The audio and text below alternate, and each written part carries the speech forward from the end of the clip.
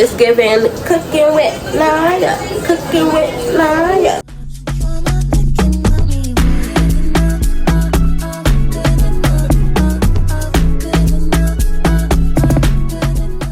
Y'all, what's up? What's up? What's up? It's Sugar and I Doll, aka Top Dolly Mickey Girl. Okay, so today, I don't know if you can tell where we're at, but we are in the kitchen. It's giving cooking with Naya. Cooking with Naya.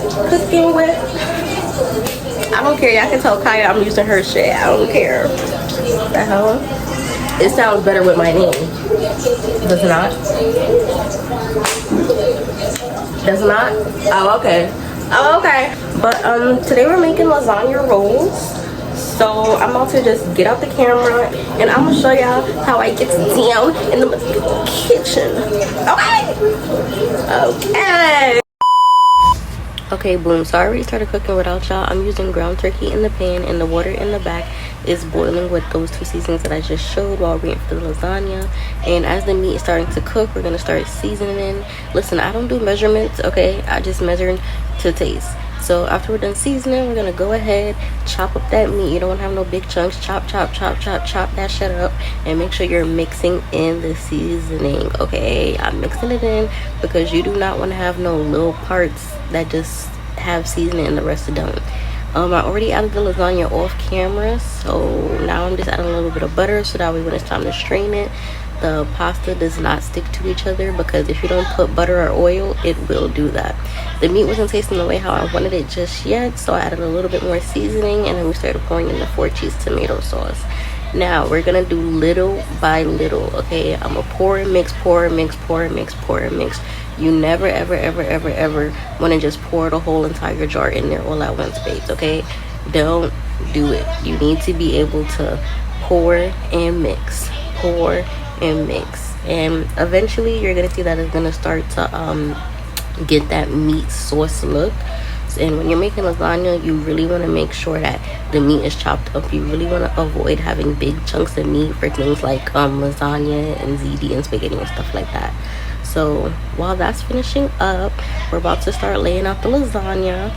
I laid it on a cookie sheet because remember, we are making rolls. In that bowl, I have ricotta mixed with Italian seasoning and oregano.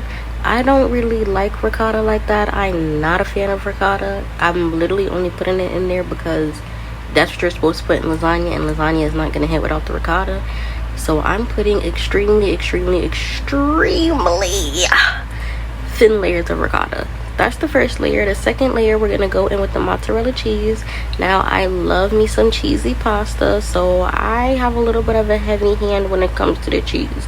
Even though it don't look like it too much in these clips, I promise you it's cheesed up. That's the second layer. Now our third and final layer is gonna be the meat. You do not want to stuff the meat in too much. You cannot put too much meat in there. I promise you're still gonna taste it either way. But if you put too much, at the end of the day, you still have to roll it up. So if you roll it up and it's too much meat, the whole thing is gonna, learn from my mistakes, the whole thing is gonna start spilling out over the sides. So now we can finally start rolling up the lasagna. I'm doing it very slow. I sped it up for the sake of this video, but please roll them up slow or else it's gonna create a very big mess. When you're done, it should look like a little kind of flat, secure, very demure, feel me? And after each roll, you kind of just place it in the foil pan. So you're basically gonna have however big your pan is, probably 9 to 12 squares. I think could fit in a pan, probably. My pan, I did 12 squares. The first time I made this, I had 9 squares, so I just had a smaller pan. I also based the pan with the meat sauce first. And so pretty much when you're done, it's gonna look just like this. And then you're gonna add your meat sauce on top once again, and then after you add the meat sauce again, you're gonna put cheese on top again. Then you're gonna put it in the oven at 350 degrees, and once you take it out, it's gonna look a little something like this. And then this is my finished product, and my side was Caesar salad. Clock it, clock it.